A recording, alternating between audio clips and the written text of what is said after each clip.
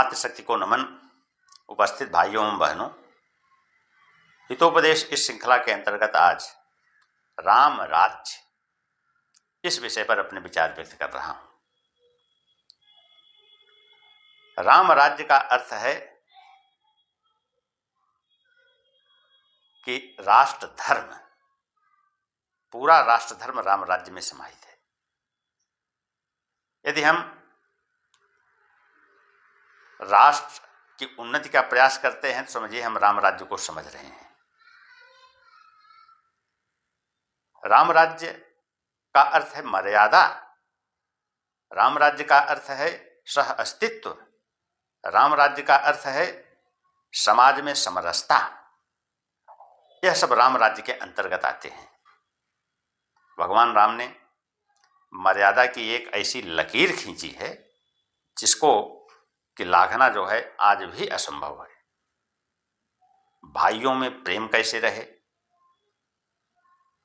शत्रु या मित्र के साथ हम कैसा व्यवहार करें, एक राष्ट्र के साथ, वहां के लोगों के साथ हम कैसा व्यवहार करें, यह सब राम राज्य के अंतर्गत बताया गया है। भगवान राम ने लंका पर विजय प्राप्त कर ली। लंका सोने की थी। राज्य प्राप्त करने के बाद वह देश उसके अधीन हो जाता है, लेकिन भगवान राम ने कहा कि अब स्वर्णमयी लंका न में लक्ष्मण रोचते।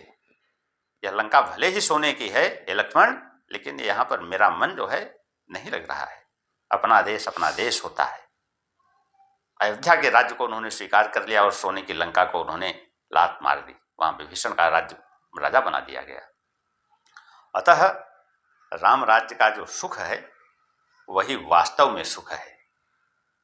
न तो किसी को दैहिक, दैविक, भौतिक तीनों प्रकार के तापों से लोग मुक्त थे राम राज्य में। छोटे और बड़े की भावना लोगों में नहीं थी। ऐसी व्यवस्था जिस राज्य में होती है वही है राम राज्य। आज भी देश में रह करके, राष्ट्र में रह करके हमें इस राज्य की कल्पना करनी चाहिए कि जिस समाज में हम रहे, किसी के साथ छोटे और बड़े के आधार पर भेद न हो, किसी के साथ हम अपने सुख दुख को बांट सके, यही है राम राज्य। अतः राम राज्य की कल्पना भारत की एक आदर्श कल्पना है।